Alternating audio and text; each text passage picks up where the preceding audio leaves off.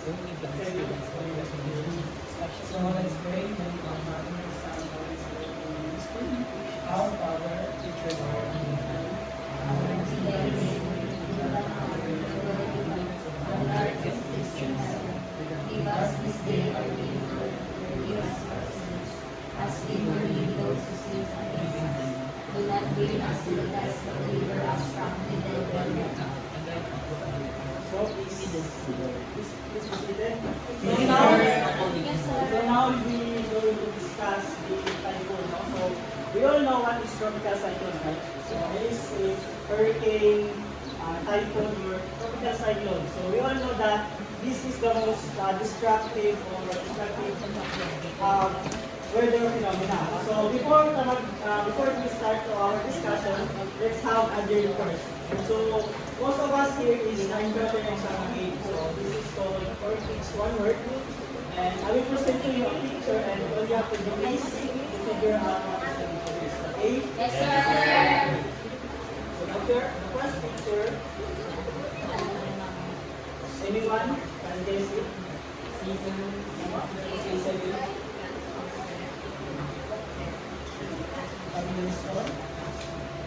Okay. Let's see if you're correct.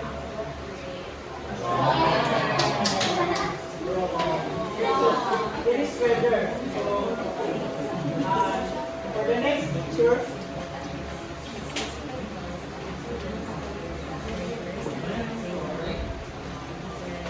Storm. it's storm. Okay. Let's see if you're correct. Guys, reminder that typhoon is also known as storm. So now, I will show you guys a video clip. So, reminder lang na wala sa isang. So, all you have to do is to analyze the picture because I have the 3 questions. So, I will randomly pick from the last.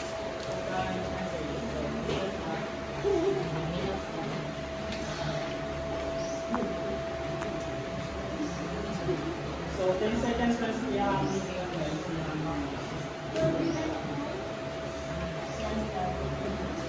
That's it. So, I will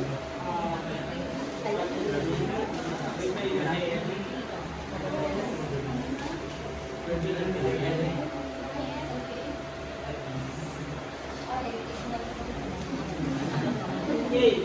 So, ngayon ako sige. So, the first question, what is the meaning of? So, as I observed, so the video clip is all about tropical cyclone or typhoon. Okay, so Filipino, yes, correct. The big thing is all about the tropical cyclone or a typhoon entering the PAR or Philippine area. So the next question, may go on Desma. Hi. Okay. So what would you expect will happen to a typhoon? What would you expect will happen is for alright. So obviously that will create a destructive effect and it also cause loss of life with devastation of crops, also the creatures will cause the nature is the economic value of certain place that is for Sa tropical country, common sa ato ang mga even though the tropical cyclone, still ano siya, mag-cause na siya sa ato ang mag-cause na sa ato ang baha, lalo na sa mga low-lying areas. So, third question, what is the role of Philippine area responsibility? Okay. the role of Philippine Olympics is an imaginary line around the world. Okay, so thank you for the Philippine area responsibility. Is the imaginary line around the Philippines. So the PAN-ASA, later on we will discuss why PAN-ASA is the only one who monitored our PAR. Now, I assume that you already have an idea of what we're going to discuss this morning, no? So, and let me show you our objectives. So please everyone read. After this lesson, students will be able to identify if typhoon is within the path, explain the importance of tracking the path of a tropical of using tracking data and using email. Okay, thank you. So now let's proceed to our activity. So our activity, guys, have two parts. So part 1 is called Phase 8. So I will divide you guys into 3 groups. Group 1, group 2, and group 3.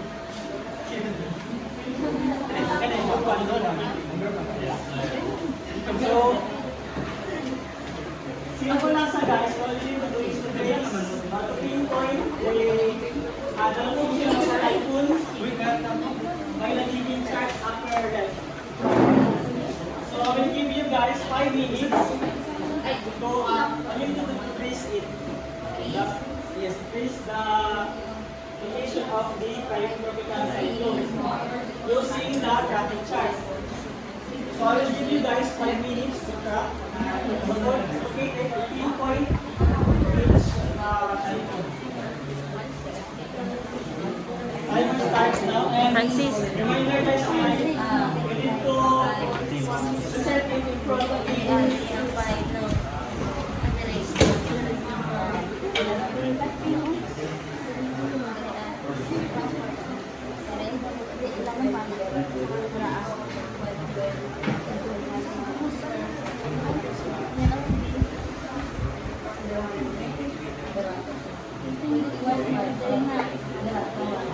Okay guys, this group will present it in front.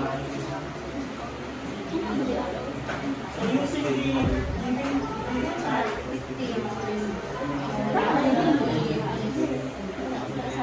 will trace the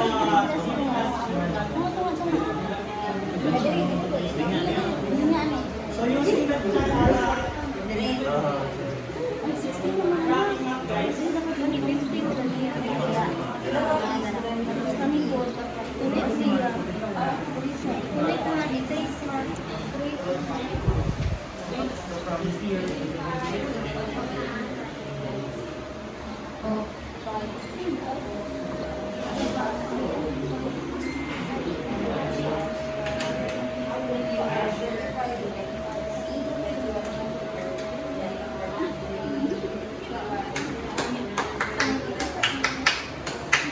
Okay, the group 2 is done. Now out the group. Okay, group 2 is done. Group 1.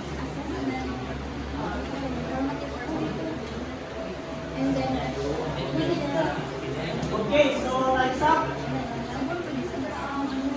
So reminder guys na pag-trace niyo guys, so yung tubagan is inside or outside the AR. So group 1 will present the in front.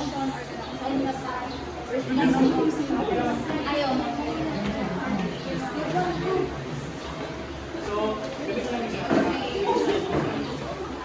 based on our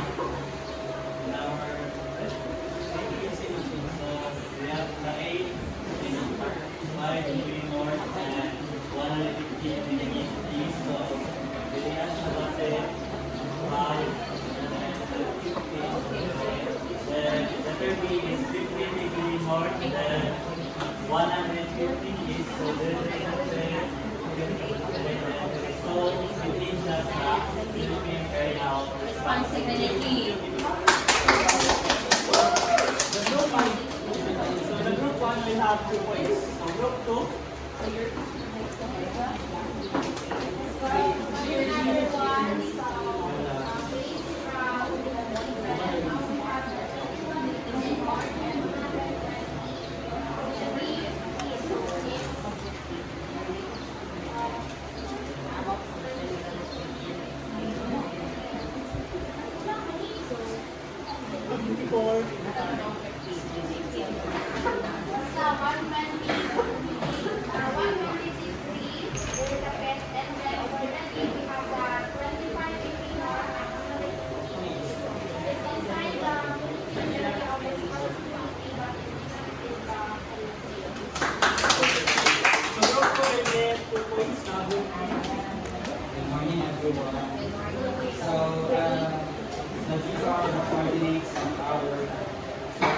is it's located in 25 degrees north and 135 feet. So as you try to the exact location is located here.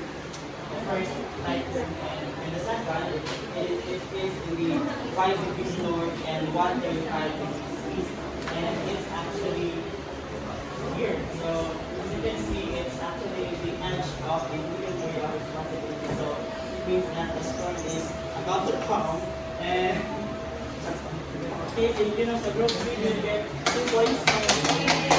So, may pandara sa ang kanang points. So, we have the reason my group, we have a competition. So, I have been prepare a question, a situation that we all need to do is first using the tracking chart. So, group 1 will have 2 points, group 2, 2 points, group 3, 2 points. So, the group that will get the higher points will win the card.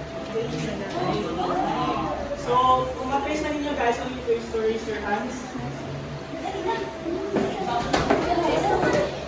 Huwag na ninyo pag ma-face na ninyo, ang mga mapito ninyo, ang typhoon is you raise your hands. Okay? So, first question is, if a typhoon is activity north, then one of the activities is we are. Okay, you made it outside the AR. Outside the AR. Okay, so that's correct. So, number 1 is located outside the AR. So, group 1 will get 1 point, so they have group 3 will get 1 point, so they have 3 points now. So, next question. I have 4 here, 4 questions. Second question is,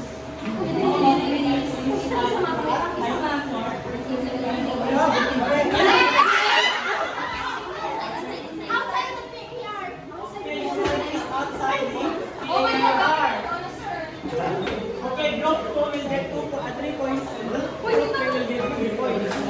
Okay, third question.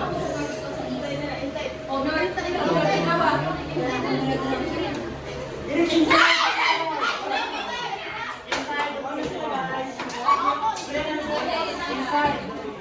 So, answer guys. Inside po! Yes po! So, group 3, ikaw na sila for back. So, group 3, so let's give back.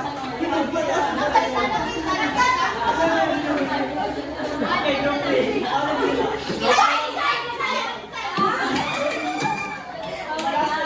Inside. So, group 3, have the 4 points. So, they have with, they have reward. So,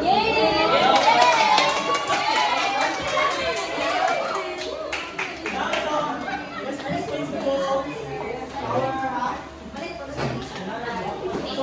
okay, let's proceed to our next activity.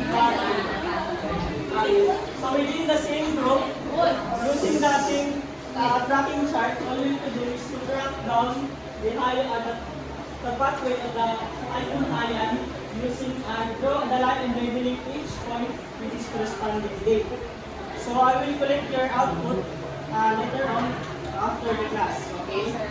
So I have here a question again, and each group will answer it by based on your activity. So group 1, your question is anyone from the group 1?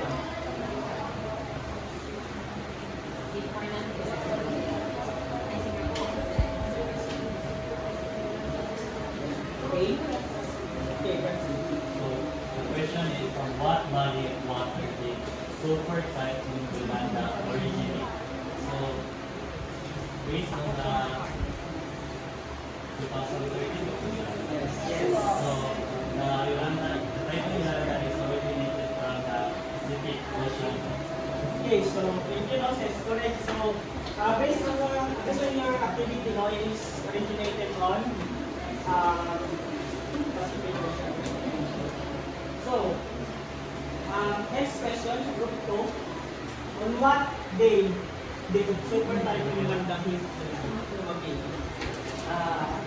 That was November 8, 2013. Okay, so correct. No? So Typhoon Yolanda on Tacloban, I think, summer on November 8. So Group 3. So when we land on, when we are back in the team, keeping area responsibility. Okay, anyone from the group 3?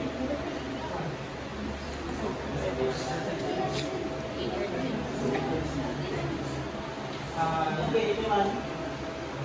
It enters in November. Yes. November 12. No, yes, November 12, it leaves the AR. So it entered go on. Okay. Actually, November 6. So thank you for your participation. That's all in our activity. Now let's proceed to our main topic. So our topic is all about the formation of typhoon within the PAR. So, what is the important track of typhoon? Sir, from the activity that we had a while ago, and of course the video that you showed us, there is a significance in tracking the typhoon as we can as to pinpoint the location or the landfall of the said typhoon, and of course to how the what we call this preparation of these typhoons. Okay, correct. No? So, the importance of tracking the typhoon is very essential to us to prepare for upcoming disaster. So, the tracking pattern is essential in determining which location will be affected. So, example, no, as specific in the Philippines, commonly sa ito is agyan itag kaning bagyo, no? So, example, nakaduwag ka na itay po, nakabalitak ka, so, mas nag-prepare ka, nag-evacuate ka, pero wala ka ba nung asang wagi ng bagyo? So, usually siya, kung hindi tayo wagi sa inyo, ha? So, that is the essential, no? Murag, natay tayo makaanida. So, typhoon is tracking and forecasting involve the prediction of the path of the typhoon every 6 to 12 hours over a period of at least 5 days. So within this time, guys, within these days, no, maka-prepare ta and maka-evacuate ta or maka-katagtag food sa mga pwede mag-prepare. So, pag-asa is Philippine Atmospheric Geophysical and Astronomical Services Administration. So, sila guys ang nag-monitor sa atuang sila nag-assign sa monitoring our PAR. So, if the rise from the Tagalog word pag-asa, it means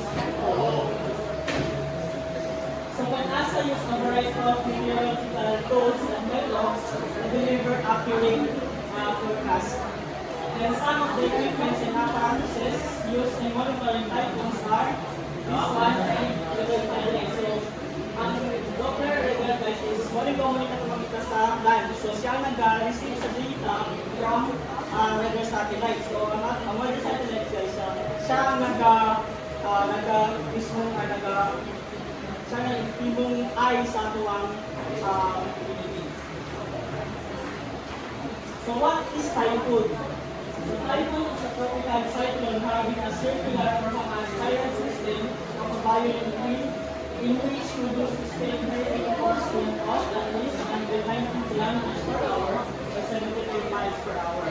So ang typhoon guys is level on tropical level na nag-range ang iyang kusog or wind speed sa at least 190. Kung ang tropical cyclone guys is nag-range na iyang nag-range o maintain na nagkaroon siya ng typhoon. So this is the level. So tropical depression nag-range sila to 61. And ang tropical storm nag-range sila up to 62 to 88. And for the severe tropical storm is nag-range sila sa 89 to 117. And ang typhoon guys, nag-range sila 118 to 220. And kung nag-exceed na siya sa 220 guys, tinatawag siya ang super typhoon. typing is the part of typing and routine. So the I which is siya nagagunit sa or nag-stand sa typing, and then the I word ay siya nagadala sa distraction ng malian. Okay, so ang nilibas sa mga siya nagdala sa mga. So why does pag-asa regularly monitor the tropical cycle? It is within the Philippine area responsibility because the pag-asa is the one monitor o sila ang naka-assign sa Philippines na mag-monitor sa AR. So example sa ito natin pag-asa sa gawas na ay NASA or sa gawas na ay sa Japan na ay mga delegate o tingnan. So sila ang nag-monitor. So sila naka-task to monitor the weather and the climate of our country. And sila po nag-provide of information and advisories kung naibabot nga disaster or calamities. And sila po nag-provide of facts related to climatology and meteorology and astronomy. So that's all for our discussion for today. So for your assignment, we'll collect it tomorrow.